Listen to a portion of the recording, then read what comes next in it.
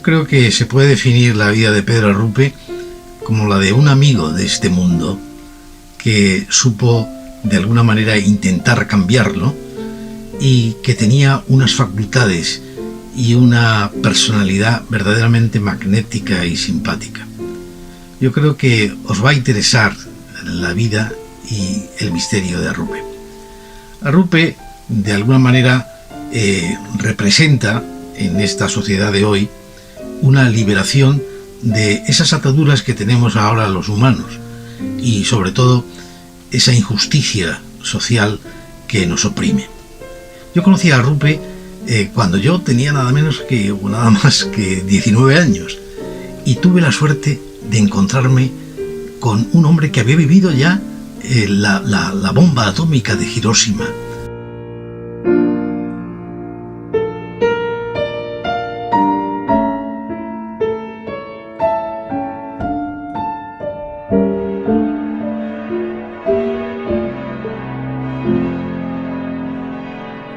Pedro Arrupe was born on the 14th of November in 1907 in Bilbao to a wealthy family.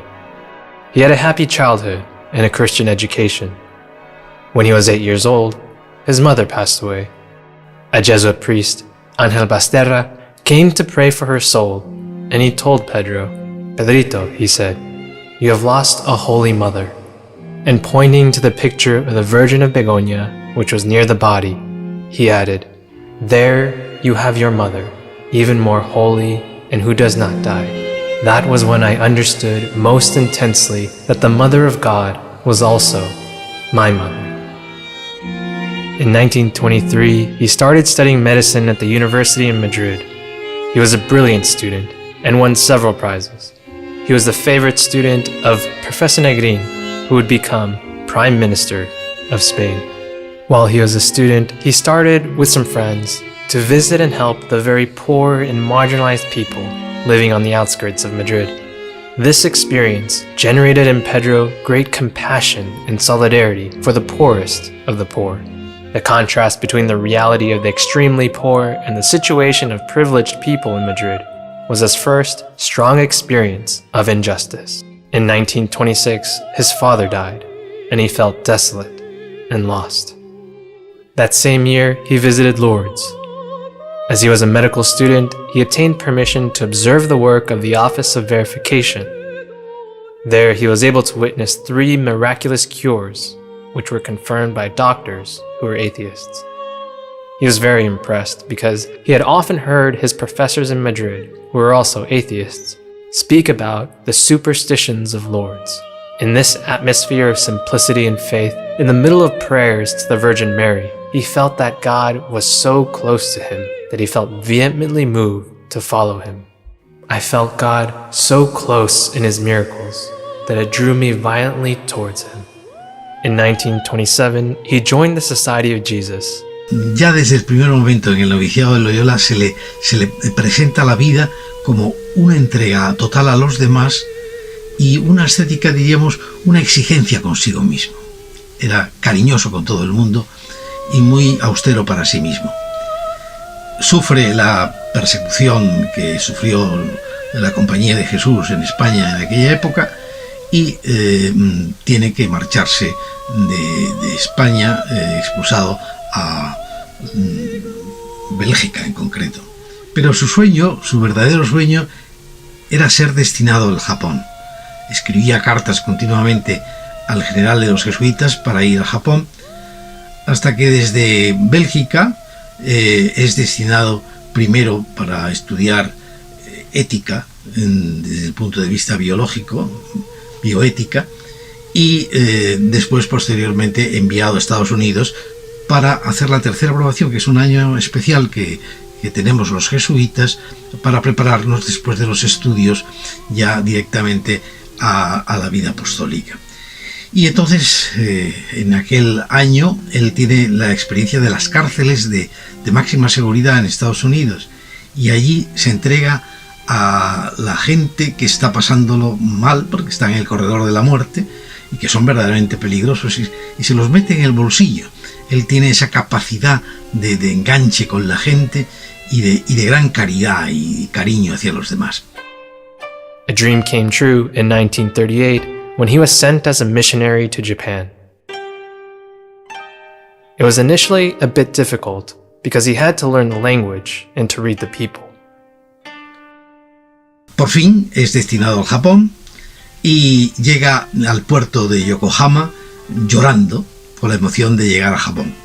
In order to better understand the people and work for them, Pedro Arrupe embarked on an experience of enculturation, a word that didn't even exist at that time, with Zen meditation, archery, calligraphy, and the tea ceremony. Cultural values are not absolute. A culture that closes itself off becomes impoverished, stagnant, and dies. Faith must maintain its continuous dialogue with all cultures. Faith and culture emulate each other. Faith purifies and enriches culture, and culture enriches and purifies faith. During the war with Japan, he was arrested and kept in prison for 33 days as he was suspected of being a spy. On Christmas Eve, while he was very sad and lonesome, Pedro Arrupe heard people who had gathered outside his cell door and thought they had come to send them to be executed. However, to his surprise, he discovered that some Catholics of his parish, ignoring the danger, had come to sing him Christmas carols, which he had taught them, and he burst into tears. His attitude of profound prayer and his lack of offensive behavior gained him the respect of his jailers and judges, who were also very impressed.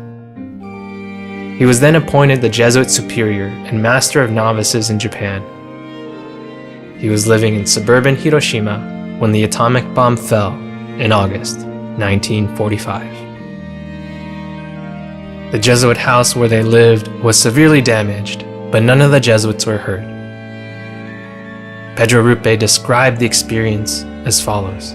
As soon as the fall of tiles, pieces of glass, beams, and the deafening roar had ceased, I got up from the ground and saw the wall clock in front of me, still hanging on the wall, but motionless.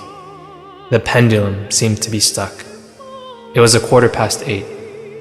That silent and paralyzed clock has been a symbol for me. The explosion of the first atomic bomb has become a para-historical phenomenon. It is not a memory. It is a perpetual experience, outside of history that does not happen with the ticking of the clock. The pendulum stopped, and Hiroshima was stuck in our minds. It has no relation to time.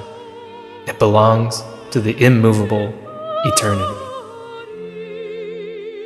Father Arrupe used his medical skills to help those who were wounded or dying.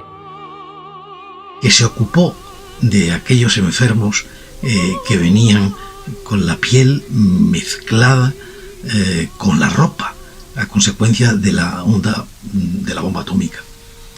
Y Pedro Arrupe curó a 1.500 personas con una cuchilla de afeitar. In 1958, Father Arrupe was appointed Jesuit provincial for Japan. 27 intense years in Japan, which molded his life. He also had contact with Jesuits from many different parts of the world and traveled to give conferences and collect funds. He also visited Latin America, and the poverty and great faith and devotion of people there made a lasting impression on him. In 1965, he was elected Father General of the Jesuits. Lo que verdaderamente cambia la vida de Arrupe es cuando, después de ser provincial responsable de los jesuitas del Japón, es elegido en Roma, después en pleno Concilio Vaticano II, es elegido general de la Compañía de Jesús. Entonces va a transformar de alguna manera su actuación como superior hasta el extremo de llegar a ser amigo de cada uno de los miembros de la Compañía de Jesús.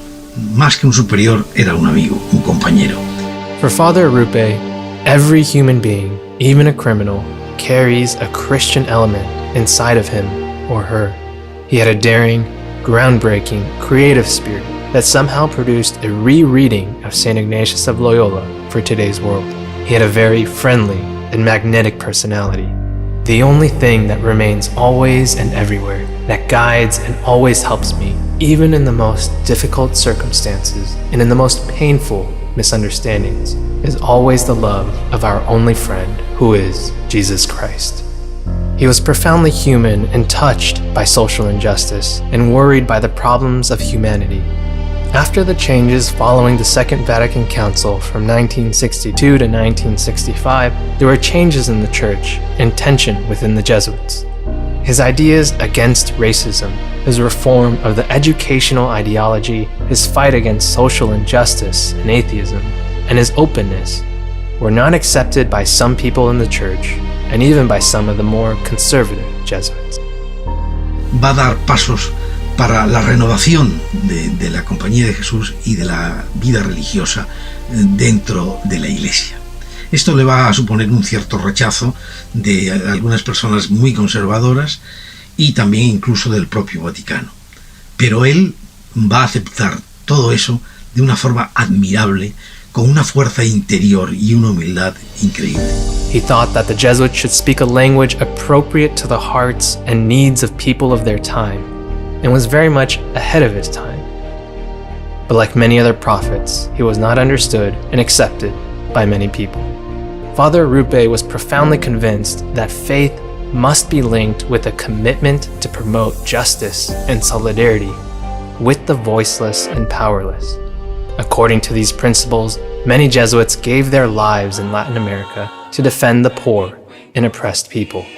Pedro Arrupe was also the founder of the Jesuit Refugee Service, which today cares for the spiritual and material needs of more than 16 million refugees throughout the world.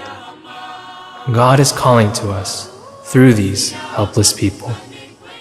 Y realmente dio pasos tan importantes como el servicio de jesuitas para refugiados, que él intuyó desde el primer momento como una necesidad ante el Boat People. And over the years, JRS has assisted an estimated 40 million refugees. In 1981, Pedro Arrupe suffered a stroke, and his abilities began to deteriorate, which caused him deep suffering.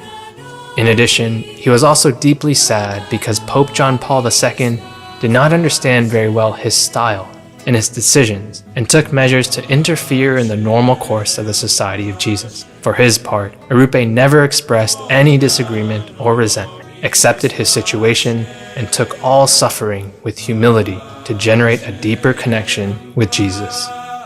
Nowadays, the world does not need words, but lives that cannot be explained except through faith and love for Christ's poor. El padre Arrupe era un hombre encantador. Me dio el ejemplo de la humildad y de la confianza en Dios. Yo creo que toda su vida se puede resumir en aquella frase que parece que dijo al final de su vida: para el presente, amén; para el futuro, aleluya. No hay que preocuparse por el pasado, por el sentimiento de culpa, por lo que hayamos hecho mal, sino vivir el presente, el ahora, el amén a la hora. Y eso nos conecta con la eternidad, nos conecta con Dios. Y para el futuro, aleluya. Estamos en manos de Dios y tenemos que tener esa confianza total. Arrupe died on the 5th of February in 1991. His body lies in the Church of the Gesù in Rome. As with many other great people, the fruits of his life and work grow more and more. Many centers, schools, and universities carry his name, his joy, and his hope. Arrupe es, en estos momentos en que está su proceso de canonización en marcha, un testimonio de luz y de confianza, un puente entre Oriente y Occidente, un hombre universal, un hombre que está por encima de los nacionalismos, que quería tener el pasaporte de ciudadano del mundo, y un hombre que nos decía a todos que no tuviéramos miedo, porque ¿cómo voy a tener miedo? ¿Cómo no voy a ser optimista?, decía, si creo en Dios. Este es el mensaje de Pedro Arrupe para el mundo de hoy. I cannot resign myself to the fact that when I die, the world will go on as if I had not lived.